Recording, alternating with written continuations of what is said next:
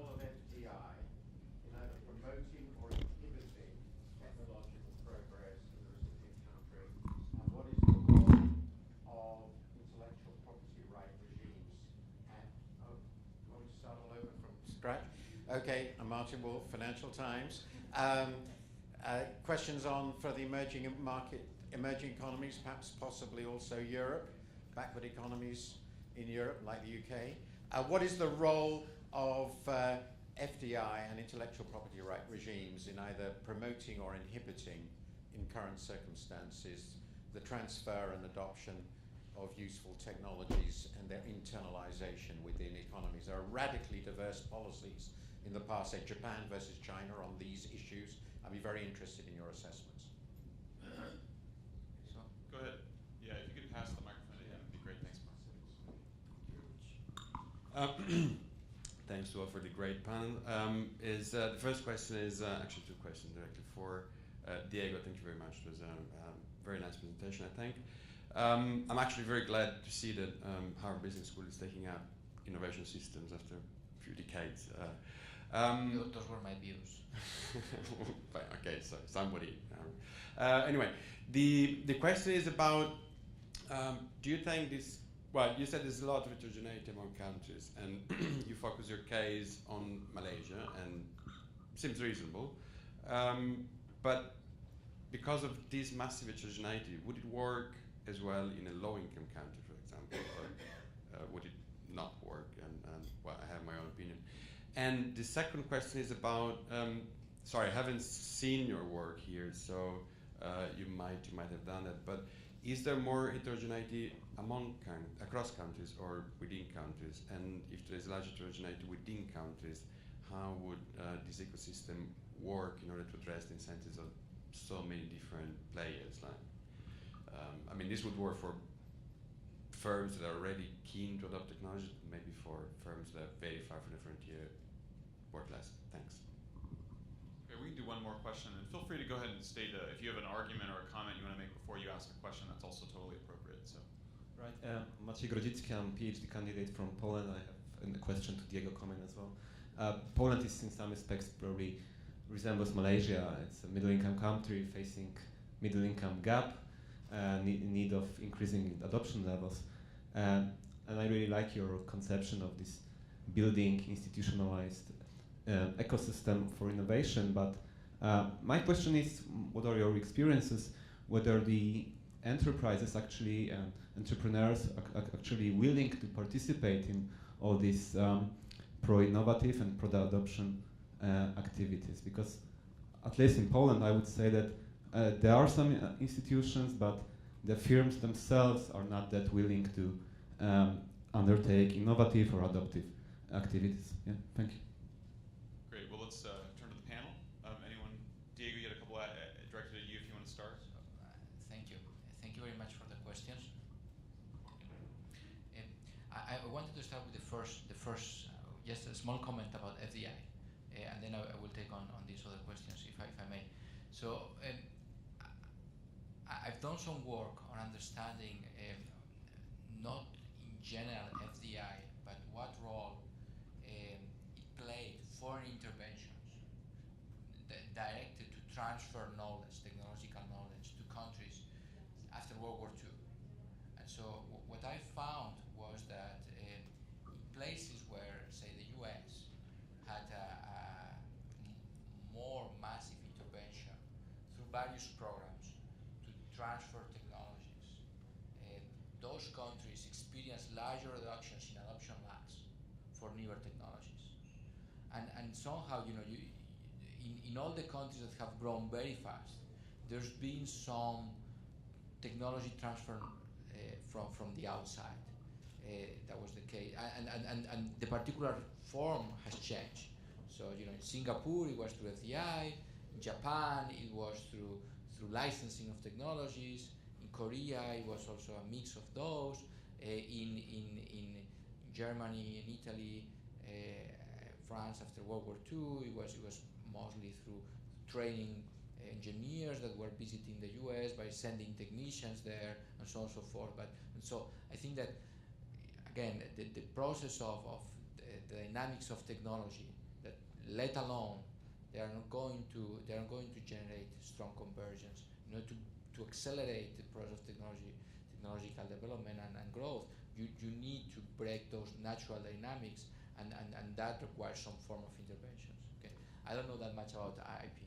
And let me say something about FDI. For Asia, going way back, it's extremely important. But if you start with Japan, Japan closely controlled FDI, and the reason it was able to do that is because Japan, actually in the late 19th century, started to figure out how it was going to transfer technology, and that is by sending people around the world, and from companies paid for this, it wasn't so much the government, and they would study abroad, they would go find out about technologies, come back, and bring the technology back to Japan.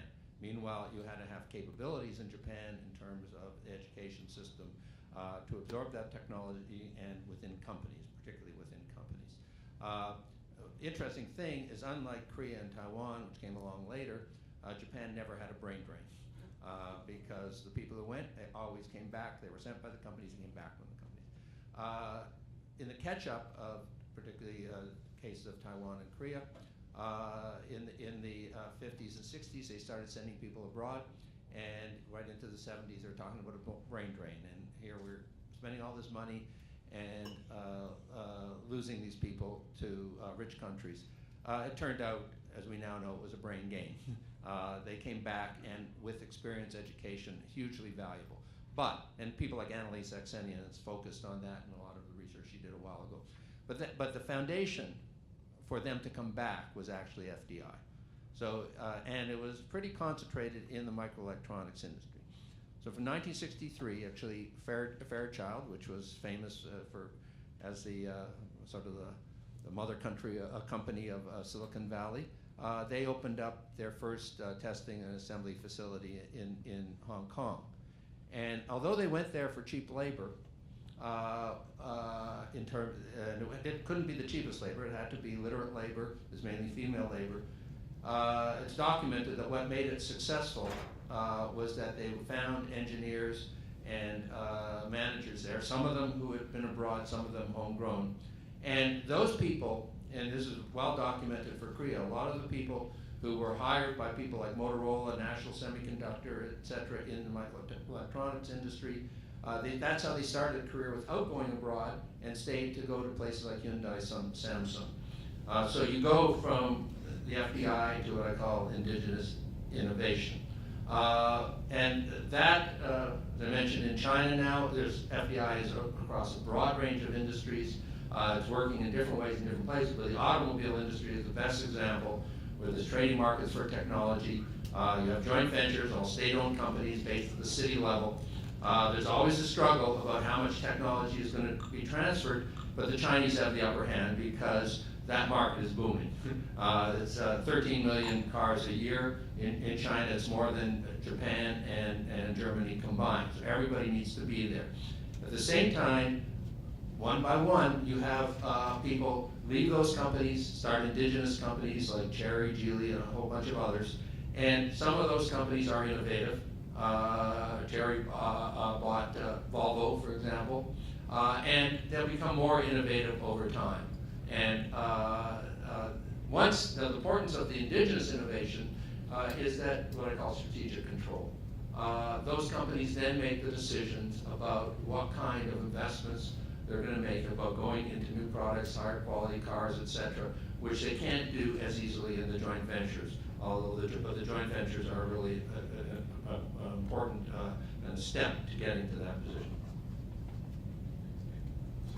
Thanks. Thank you. I wanted to respond to the FDI question very quickly. Traditionally, of course, FDI used to be the way of absorbing technology in a lot of frontier and developing economies through sort of backward integration into the value chains. I think what is interesting right now is that because competition between firms and economies is both for high value-added products and sophistication in any given market, the challenge for FDI also will be to be a competitor and to a contributor in any given market within which the investment is in. So whether it is, for instance, introducing further technology into a market, the challenges might be how to do that, how to best integrate local skilled workers in that space, and also how to think about being competitive in that market within which some level of digitalization is also happening. Just a couple of words maybe on the IPR. My experience, for example, working in Sweden, has been that when there is like cooperation between businesses, for example, universities on new products, the IPR is crucial, and I think universities are getting much smarter in terms of kind of prenup, before actually the collaboration kicks off. They have a very detailed contracts about what will happen if something is found out, because of course those kind of marriages might really, of course, benefit firms, but university has to see also their own payback. So I see, in a sense, university becoming much smarter in terms of trying to find a way to identify how they can actually retain the property right, especially where the innovation is very basic, and therefore it cannot really be appropriated by the business if applied in a particular direction. Great. Diego, you might have one more thing. Well, I wanted to respond to the other two questions. I'm sorry for having responded. I'm going to answer together. I mean, I think both of these questions are very important. Actually, they are critical issues I've been thinking about in designing the plan for Malaysia.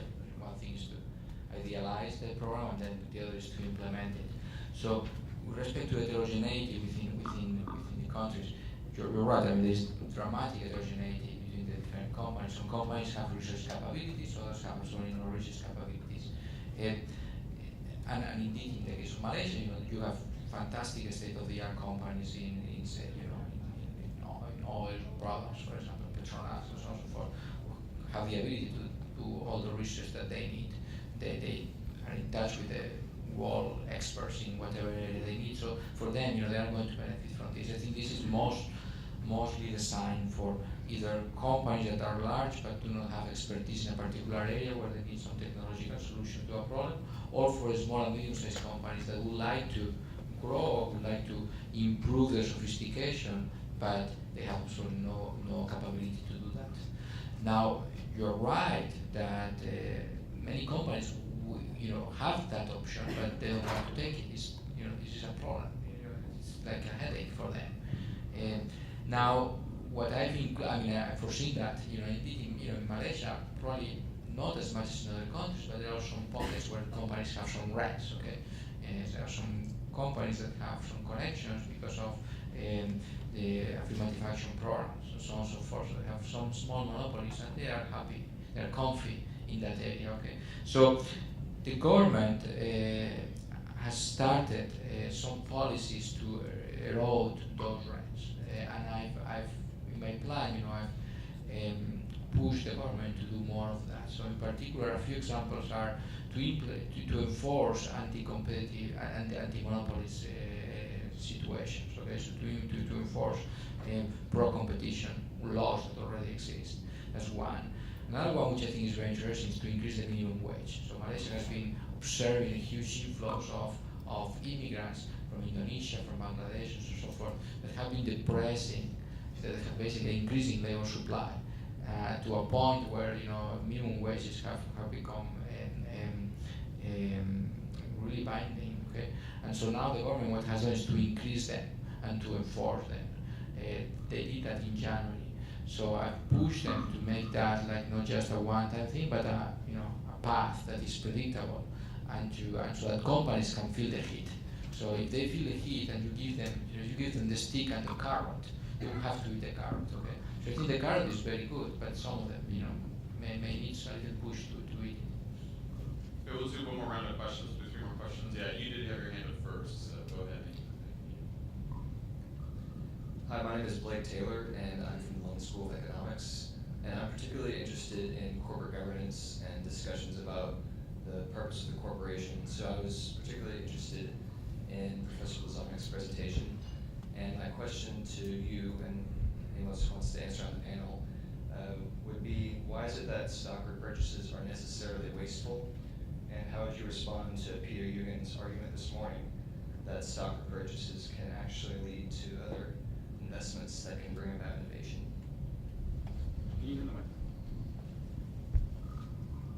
So I have a similar question for Bill on, I'm Brian Kane, MIT Center for Digital Business. For Bill on this on stock buybacks, as we did have here, heard conflicting stories there. I mean, I can imagine that the buybacks in adding equity value could be repurposed into other kinds of investments. On the other hand, the housing bubble seemed to me more likely to result in home equity loans and basically building nothing outside of the housing value. My second question was for Diego Coman, concerning whether the model that you present, the Fraunhofer model, is that appropriate to a particular stage of local economic development? Because it's essentially an intermediary role, it seems to me, where the government is playing a limited role as opposed to the kind of strategic role suggested by Danny Roderick's work. Is there one more question? Yeah. Great. Okay. Well, on the first question, I've heard this argument many, many times, and so the first part of the answer to that is there's no shortage of capital out there. There's a shortage of people who have possession of capital, who understand what's going on in particular industries, and nowhere is that expertise, or should that expertise be greater than within corporations that have built themselves up to be leaders in their markets.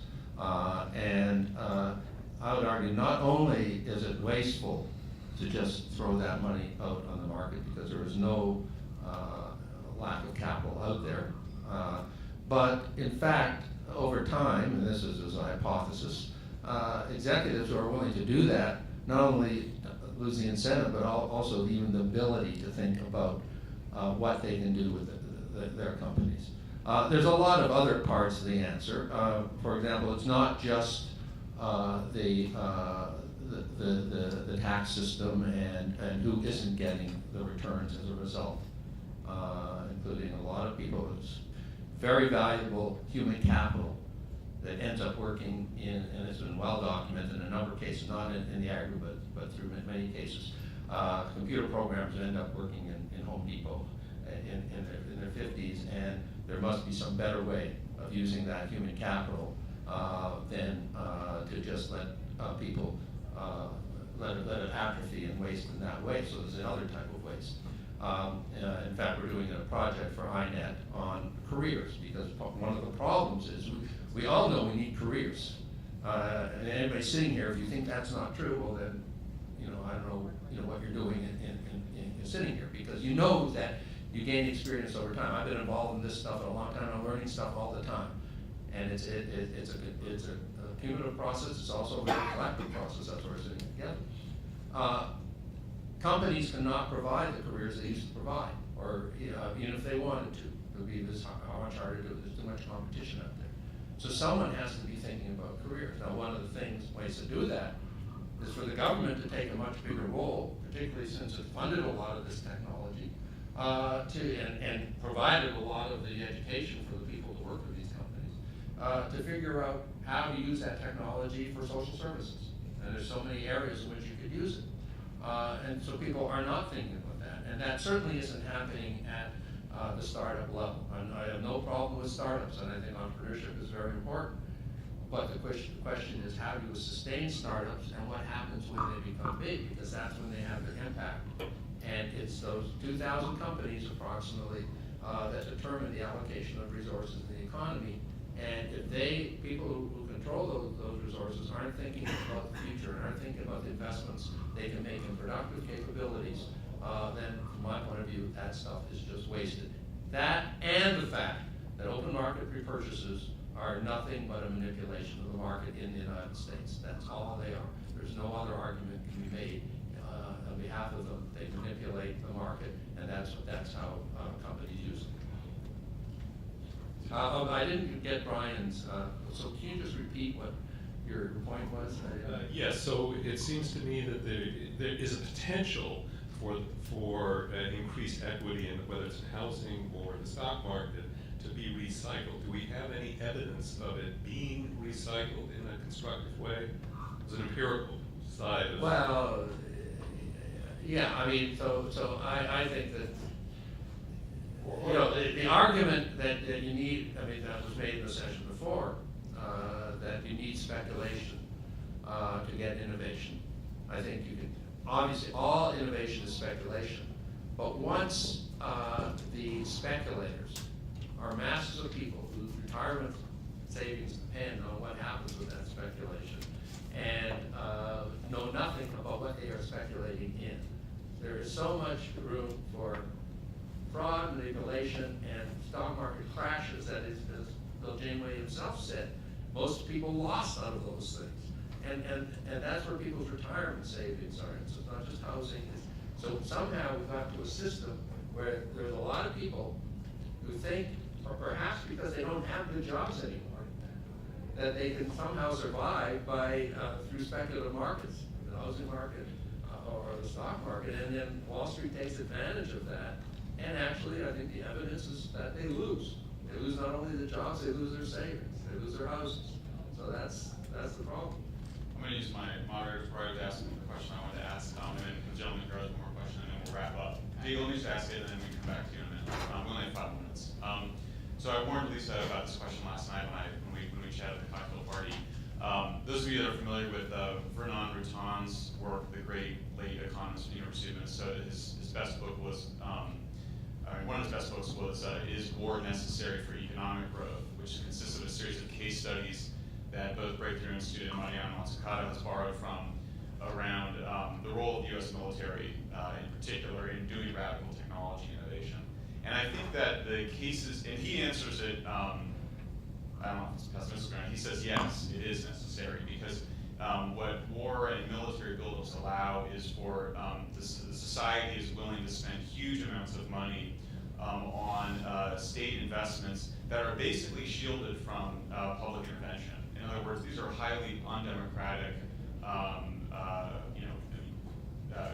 all the aerospace program really from 1945 until the early 70s is developing these technologies out of public view. There were some contractor scandals. So I guess the question for countries like Europe, you have a bunch of small countries. I mean, you said, Lisa, that the radical innovation has to come from Europe, and Europe has to be doing that. I guess I question whether Europe can. You've got some big economies, but they don't basically do. I mean, my understanding is they don't pool joint investments. You've got societies there that are much more concentrated on maintaining welfare state than being aggressive military power. A lot of oversight and bureaucracy. So I mean, I would expect in the 21st century big and radical innovations to come from China. So I guess the question is the strategy for Europe to do all this on their own, or in fact, sort of speaking to the theme of this panel, would Europe be better off partnering with the Chinese and bigger players to get its innovation? And I did promise the gentleman in the front an opportunity to ask this question as well. You can speak my mind. Thank you very much. My name is Peter Yeoman. I wanted to come up with the argument on the waste of the buybacks. I don't care whether it's buyback or through dividend distribution, but I think the most important thing is that if money can't be invested, or the management don't think the money is to be invested there, as I said, there are 2 points. The one is maybe buying the shares of their own company is a good investment. Don't find another one. Maybe it's not very creative. But the most important thing is giving money back to investors. What became very clear, if you look on a bottom-up capitalism, is, as we learned this morning, 4,000 companies have been financed by VC last year, but almost 300,000 have been financed by business angels. And that is only a small bracket of companies being created last year, but probably a couple of million. Therefore, and those are not visible. Therefore, I think it is so important that the money goes back. And the second is on the housing, the comparison with the housing. The housing bubble is basically financed, bank loan, and not equity. And the equity is a very different aspect. But maybe one thing, if I may make a remark on Europe and China, I don't know whether we can talk about Europe. We see a growing divergence in Europe between a number of countries who are profiting from globalization, doing a great job with this, and other countries who do not. For instance, Germany is now, China is probably becoming the largest trading partner for Germany soon. So the development and the cooperation with China is maybe more important than a lot of other relations, even in the Eurozone. And the Chinese government recently has decided to embark on a special cooperation with Germany and seeing that as a role model for the Chinese development. Can't go into all of the details, but there's much more going on already than maybe is part of an official policy on the European level. Great, thank you.